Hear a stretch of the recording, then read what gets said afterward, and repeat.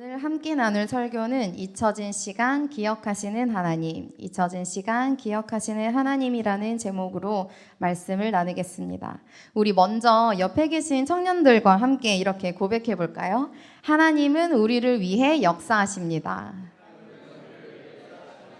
하나님은 우리를 위해 역사하십니다. 네, 한 번 더 나눠보겠습니다. 하나님은 오늘도 신실하십니다.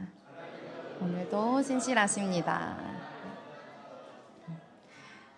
여러분은 혹시 오지 않은 연락을 기다려본 적 있으십니까? 언제 한번 밥 먹자던 친구의 연락, 그리고 소개받은 사람과 첫 데이트를 하고 나서 오늘 너무 즐거웠다며 언제 또 시간 되세요? 라고 물어봤지만 소식이 없는 카톡. 또 열심히 준비해서 최종 면접까지 본 후에 연락드리겠습니다 라는 말을 끝으로 오지 않았던 합격 문자. 겉으로는 내색하지 않지만 우리는 기억에서 사라지는 감각과 또 아무도 찾지 않는 것 같은 외로움을 경험하곤 합니다. 오늘 본문에서의 요셉도 바로 그런 시간을 지나고 있습니다. 창세기 40장 23절은 이렇게 말합니다. 술 맡은 관원장이 요셉을 기억하지 못하고 그를 잊었더라. 사람에게 완전히 잊힌 사람 요셉. 그런데 정말 그게 끝이었을까요? 오늘은 그 잊힘의 시간 속에서 하나님은 어떻게 자신의 때를 기억하고 준비하고 계셨는지 함께 살펴보려고 합니다. 먼저 요셉의 상황을 함께 살펴보도록 합시다. 요셉은 형들에게 미움을 받아서 애굽으로 팔려갑니다. 그리고 애굽의 왕 바로의 친위대장이 보디발의 집에 팔려가죠. 요셉은 보디발의 집에서 보디발을 정성스럽게 섬기고 최선을 다해 자기의 소임을 다했습니다. 성경은 이렇게 말합니다. 39장 2절이죠.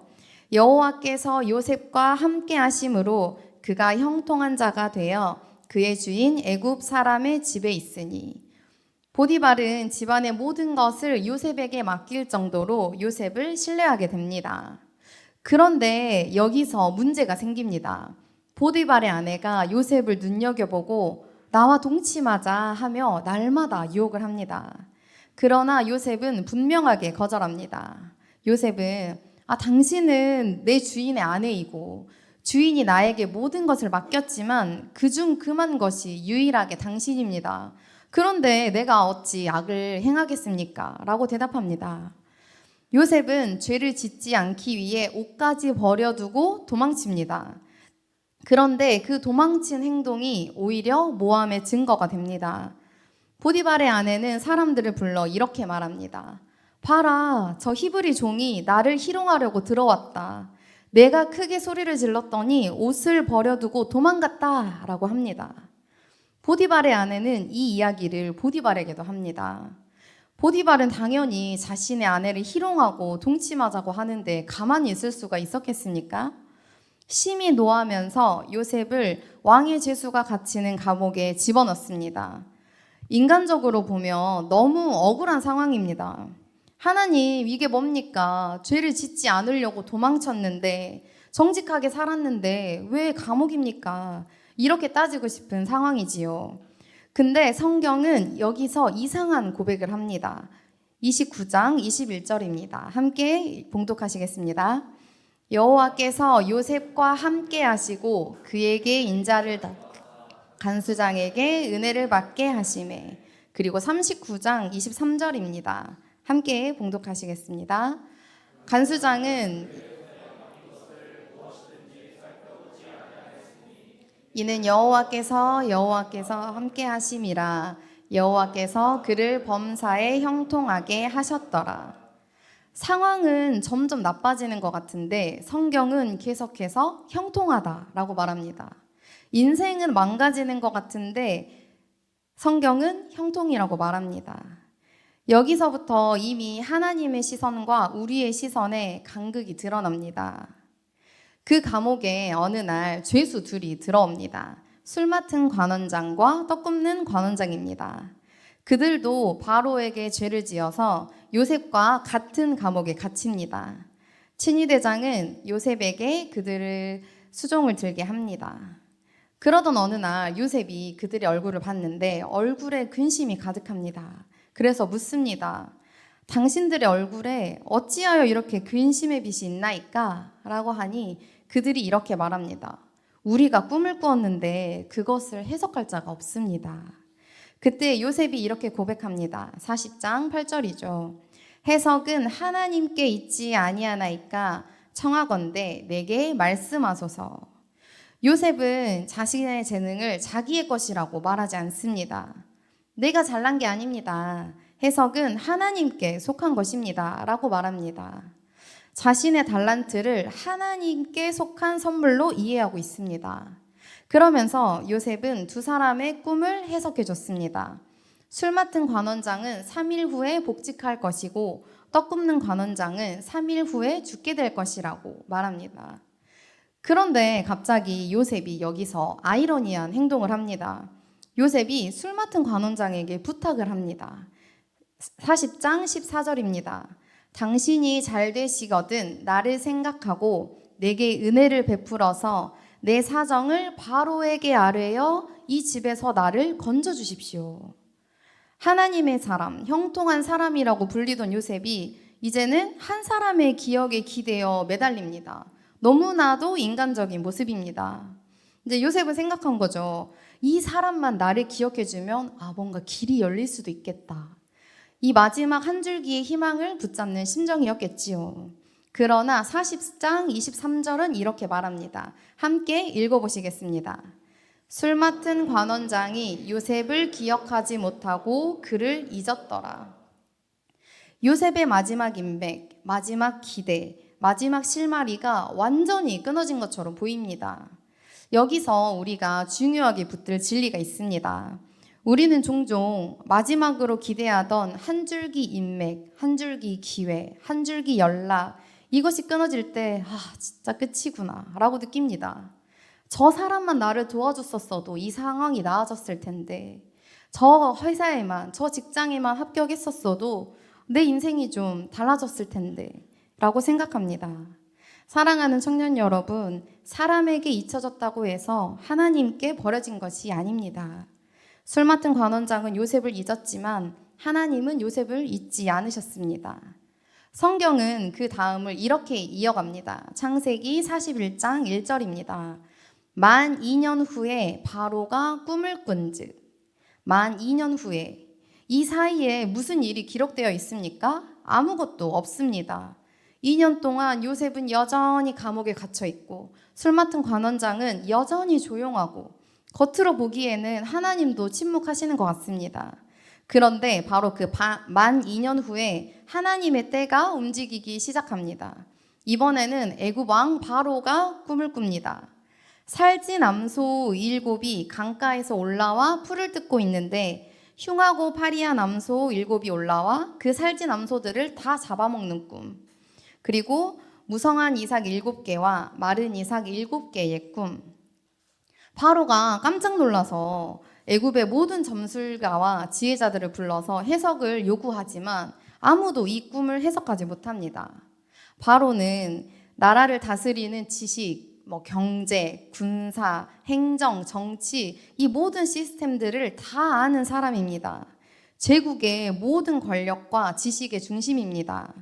하지만 하나님이 하시는 일을 분별하는 지식은 없습니다. 제국은 모든 것을 통제하는 것 같지만 하나님의 계획 앞에서는 무력한 존재인 것이죠. 그때 술 맡은 관원장이 문득 말합니다. 내가 오늘 내 죄를 기억하나이다. 2년 동안 까맣게 잊고 있던 요셉이 하나님의 때에 맞춰 갑자기 생각이 난 것입니다.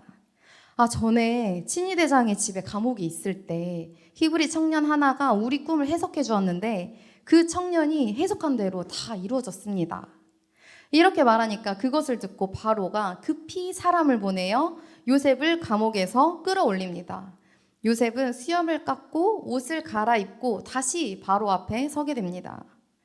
요셉이 기다렸던 2년은 요셉의 입장에서는 아무것도 일어나지 않는 시간처럼 보였지만 하나님의 입장에서는 바로의 꿈을 준비하시는 2년, 나라들을 살릴 계획을 세우시던 2년, 요셉을 올려놓을 자리를 비워두고 계시던 2년이었습니다. 우리는 자주 이렇게 말합니다. 아무 일도 안 일어나요. 기도해도 그대로예요.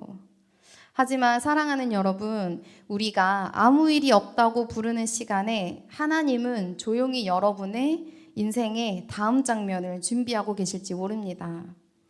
우리가 보기에는 공백이고 멈춤이고 정지 같지만 하나님의 시간표에서는 가장 정교하게 준비되는 12,000년 후를 향한 과정일 수 있습니다. 요셉 이야기를 생각할 때 우리는 흔히 이렇게 말합니다. 요셉은 꿈꾸는 자였다. 하나님이 크게 쓰신 사람이다. 나도 요셉처럼 큰 꿈을 꾸고 크게 쓰임받게 해달라 라고 우리는 기도합니다. 그런데 성경의 초점은 단순히 그 꿈 자체에 있지 않습니다.